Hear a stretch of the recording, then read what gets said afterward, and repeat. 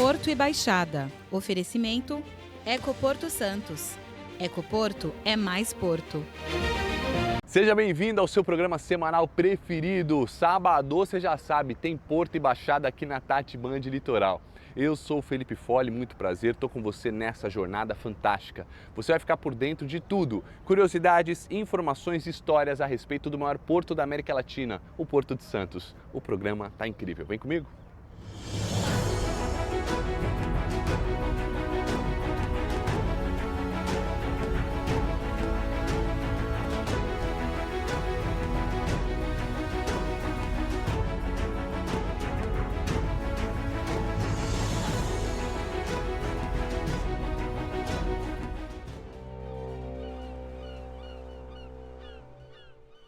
Aí sim, hein, gente, tá chegando o ERIP 2024, faltam só 16 dias, tá do lado, dia 19 de agosto, tá aí, segunda-feira.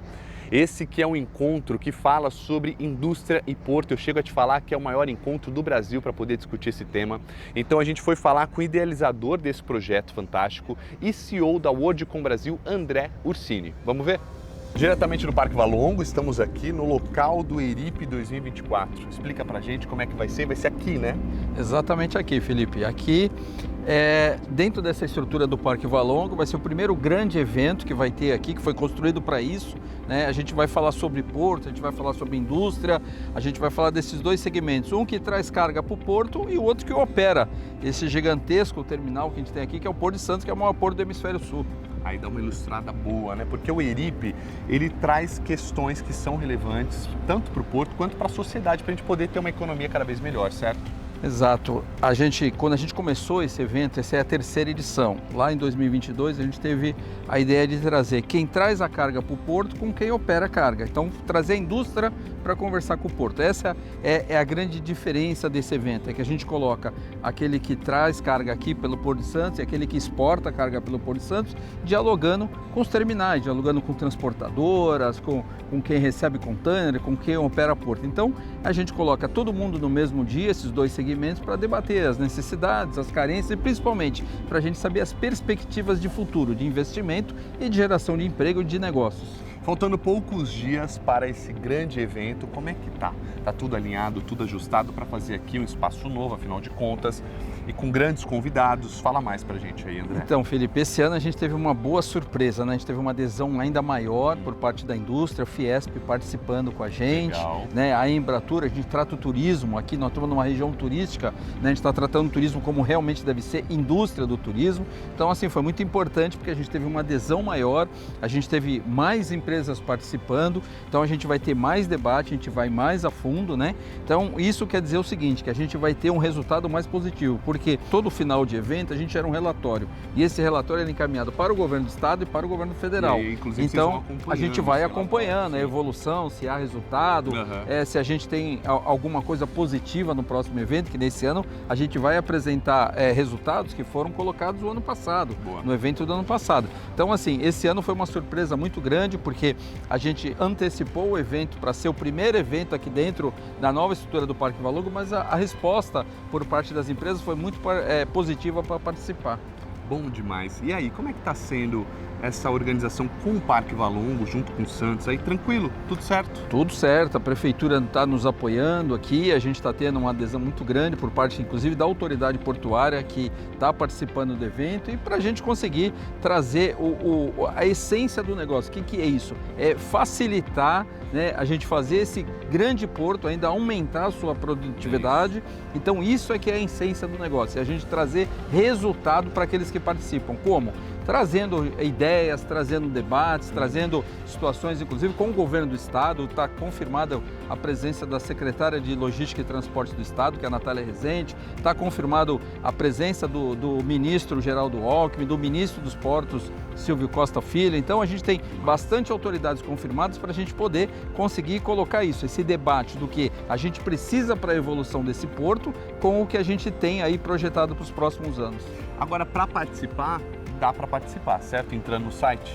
Como é que Entra funciona? no site, ainda dá tempo? Dá tempo, faz a sua inscrição lá no www.encontroindustriaporto.com.br Lá você faz a sua inscrição e no dia 19 de agosto a gente aguarda vocês aqui com muito prazer para a gente debater, falar sobre porto, falar sobre indústria, né? E esse gigante que aqui é onde a gente está, né? Esse primeiro grande evento sendo feito aqui no Parque Valongo, com uma discussão muito ampla aí do que a gente vai ter pelos próximos anos. Só reforçando, o Encontro Indústria Porto 2024 acontece aqui no Parque Valongo no dia 19 de agosto, segunda-feira. Ainda dá tempo de você fazer parte disso.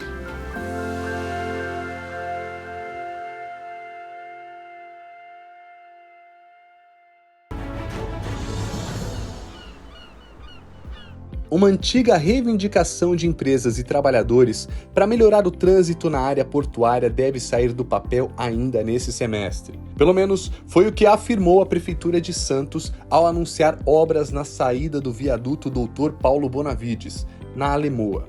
O viaduto dá acesso aos terminais da margem direita do porto. A obra prevê também a pavimentação total da rua Augusto Scaraboto, que dá acesso ao viaduto. O prazo de execução previsto para a obra é de 1 ano, no valor estimado de 14 milhões de reais. Não saia daí porque no próximo bloco tem muita história e cultura aqui no programa Porto e Baixada. Tá imperdível. Porto e Baixada. Oferecimento Ecoporto Santos. Ecoporto é mais porto. A gente vai conhecer uma história agora de uma empresa que está há quase 100 anos no mercado e ela nasceu por conta do café, a Marimex. Já ouviu falar? Lógico, né? Uma empresa super tradicional que está em várias frentes no Porto Santista e, te digo mais, é muito moderna. A Marimex é uma empresa de origem 1927 em despacho aduaneiro, ok? E ao longo dos anos, o desenvolvimento, vamos dizer assim, de portos, da atividade do Brasil, economia, a Marimex acompanhou esses passos, vamos dizer assim. E hoje que nós somos uma empresa de despacho aduaneiro sem dúvida, como da origem, somos transporte rodoviário, caminhões para importação, de carga de importação e exportação, somos armazéns gerais e somos um recinto alfandegado dentro do porto, da ordem de 100 mil metros quadrados. Somos, mais recentemente, também gerenciadores de departamentos Comex, de comércio exterior, de importação e exportação de algumas indústrias. E última atividade iniciada há 4 anos atrás como agente de carga, também marítima e aérea. Eu costumo dizer que nós somos uma empresa na verticalização de comércio exterior completa. Nós temos um tamanho pequeno comparado em metros quadrados, comparado com os piers que tem os navios.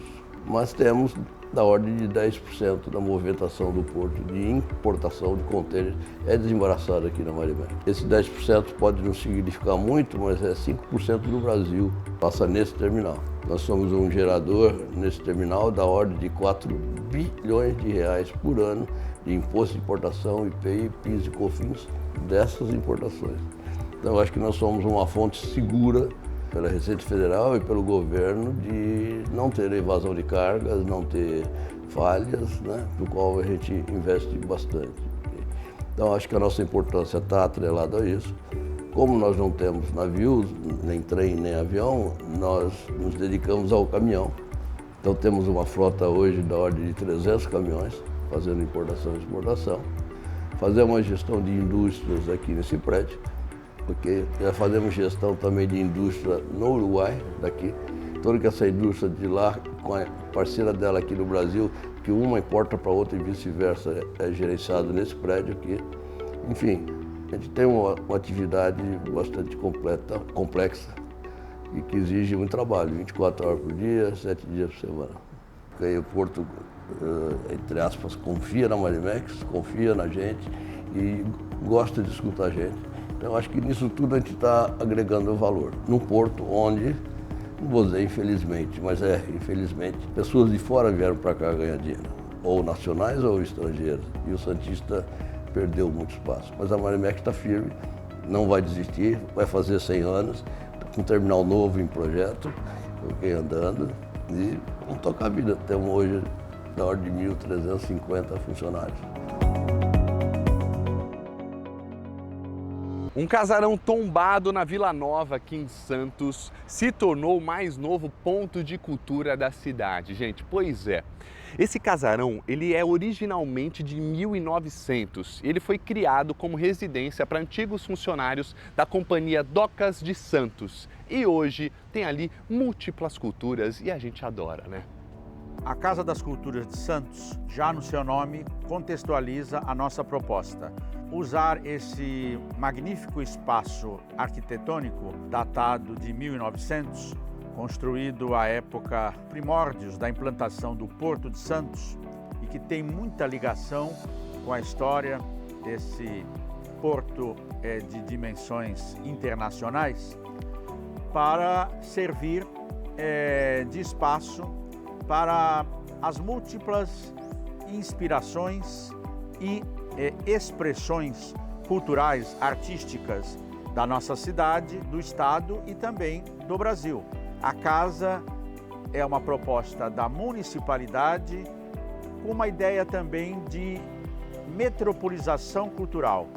Nós recepcionarmos todas as nossas tradições culturais, tradições históricas e principalmente dispor aos moradores da nossa região desta maravilha arquitetônica que traz toda a sua carga de ancestralidade para os talentos da nossa região. Então nós temos aqui uma miríade de atividades que estão umbilicalmente ligadas à força do Porto de Santos, a sua força econômica e também a sua contrapartida cultural. Nós temos exposições de cunho cultural, artístico e histórico. Nós temos saraus, depoimentos de figuras, personalidades intelectuais que contam a história da nossa cidade e do litoral paulista.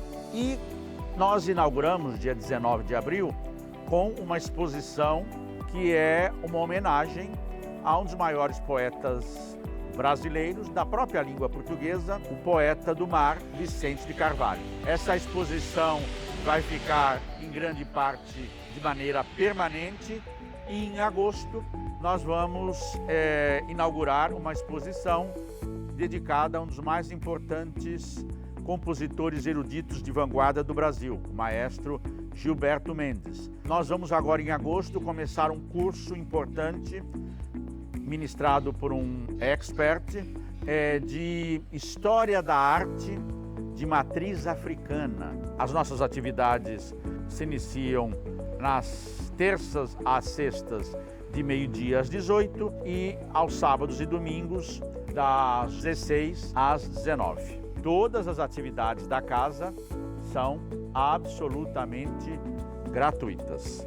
E, enquanto curador, sugiro que os ouvintes encaminhem também propostas de coletivos artísticos, de grupos culturais que tenham interesse nesta ocupação numa região carente e necessitada de atividades culturais. E eu convido todos os ouvintes desse prestigiado programa a conhecerem a casa e visitarem a página da Fundação Arquivo e Memória, que dispõe da programação sempre semanalmente renovada.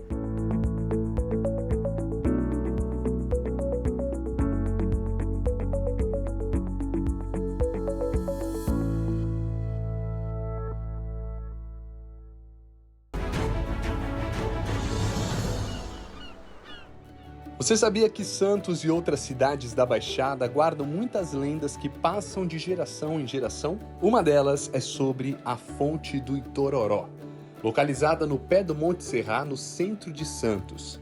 Antigamente se dizia que as pessoas que bebessem a água do Itororó nunca mais deixariam a cidade. A fonte e a sua água ficaram tão famosas que viraram até o tema de uma cantiga muito conhecida por pessoas de todas as idades. E aí, você sabia? No próximo bloco eu vou te mostrar um engenho que foi muito importante na exploração de cana-de-açúcar na época do Brasil colônia. Duvida? Como assim? Eu te mostro, não sai daí. Porto e Baixada. Oferecimento Ecoporto Santos. Ecoporto é mais porto.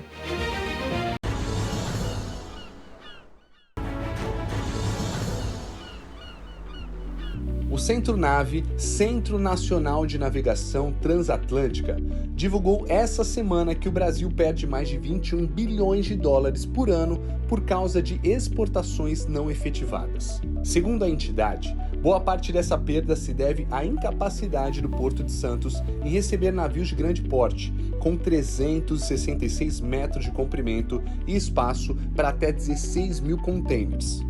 O Porto de Santos está homologado para receber esse tipo de navio desde 2021, mas os armadores dizem que o máximo de calado que o Porto de Santos tem é de 14,5 metros. Segundo eles, isso não seria suficiente para receber navios maiores e mais modernos.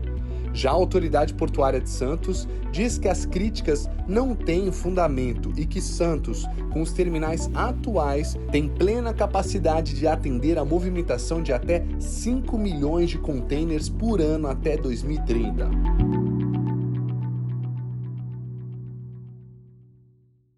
Ele foi o terceiro engenho de cana-de-açúcar na época da colonização do Brasil. Pensa, faz tempo, hein? Quase 500 anos, gente. E aí, o engenho dos Erasmos, ele tá pertinho da gente, mas pouca gente conhece. Então, Porto e Baixada foi lá, pessoalmente, para poder te explicar mais sobre esse tema. E um lugar que muito provavelmente está muito bem cotado, inclusive, para se tornar patrimônio histórico da humanidade. Vamos ver? André, você está 20 anos aqui nesse projeto, cara? 20 anos, isso. Caraca, é bastante tempo. E me explica, isso é incrível, né? A gente poder integrar aí a sociedade, os jovens, trazer a parte educativa mesmo para um lugar tão histórico e um patrimônio realmente. Sim, esse é um tesouro da Baixada Santista, aqui dentro de Santos. Acontece de hoje esse local está na área administrativa de Santos, mas historicamente muito ligado a São Vicente. Esse engenho foi erguido no mesmo momento da fundação da vila. Então, a Vila de São Vicente foi fundada em 1532, em 1534 o engenho já estava funcionando. Concomitante, então, à fundação da vila, o engenho funciona por quase 100 anos, muita história acontece, era o engenho do governador, porque o Martim Afonso de Souza, que fundou a vila, manda erguer o engenho em sociedade com parceiros comerciais e depois esse engenho passa a ser propriedade de um comerciante europeu de Antuérpia, uma cidade, porto muito importante, Países Baixos, onde hoje tem Bélgica e Holanda. Certo. Ele era dessa região e a fase áurea de produção de açúcar desse engenho acontece sob a gestão dessa família. Esse engenho produz muitas riquezas que, como nos modelos coloniais, essas riquezas não ficam aqui. Esse açúcar era todo escoado para a Europa. Aqui ficava um pouco de um açúcar de menor qualidade, uma rapadura, uma cachaça, eventualmente, porque houve produção de cachaça aqui também. Mas hoje, essas ruínas, esse remanescente de complexo histórico-arquitetônico, a gente considera como a mais antiga evidência física preservada da presença portuguesa no Brasil que a gente conhece hoje. Ainda não era nem o Brasil, era a América Portuguesa. Essas ruínas, portanto, ainda têm muito potencial arqueológico, é essencialmente um sítio arqueológico, um patrimônio material edificado. Não se tem notícia de um engenho preservado tão antigo quanto esse, dessa maneira. Tá incrível E além disso, esse local não conta apenas a história da chegada dos portugueses, também conta a história dos nativos indígenas escravizados. Tem muito vestígio material arqueológico, hoje artefatos arqueológicos, muitos já foram escavados, mas o potencial arqueológico do sítio não está esgotado, ainda tem mais coisa para escavar e para descobrir. Essas paredes foram erguidas por indígenas escravizados. Houve também escravidão de africanos cativos vindos para cá e, acima de tudo, muita resistência. Esse local também é um sítio de memória e resistência por conta da resistência de indígenas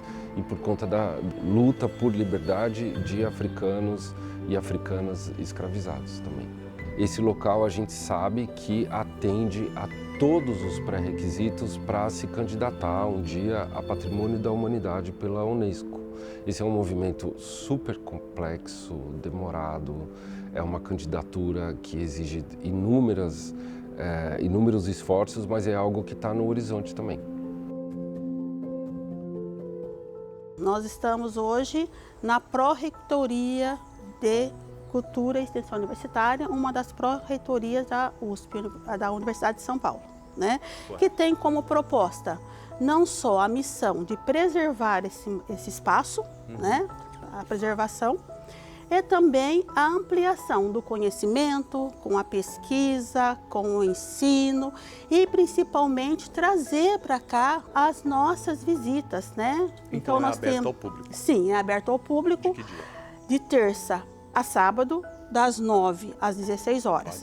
Então nós temos os projetos e programas com as prefeituras de Santos e São Vicente para o ensino público e também temos os programas para o ensino privado, de primeiro grau, fundamental, ensino médio, universitário, enfim. Além disso, temos as visitas espontâneas aos turistas que chegam, às famílias que chegam, então todos têm a porta aberta, é só chegar na portaria, identificar e tem aqui um programa com a monitoria, né, que o vínculo de ensino, então toda a visita é guiada. Né, com monitoria. As visitas, é importante frisar, as visitas são gratuitas, é super simples agendar, dá para ser por e-mail ou por telefone, mas as visitas, todas as atividades que a gente promove são gratuitas. O local também funciona aos finais de semana e a gente tem um programa, um calendário de atividades educativo-culturais, tem um monte de coisa acontecendo, dá para ficar sabendo de tudo isso pelas redes sociais, pelo Insta e pelo Face do Engenho e acessando o site também.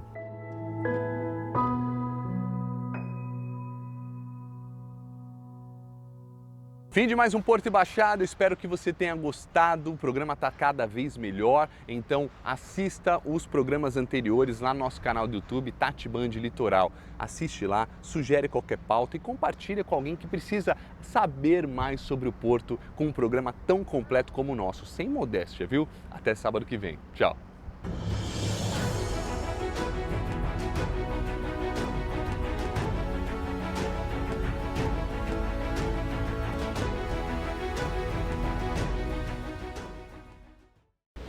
Porto e Baixada. Oferecimento Ecoporto Santos.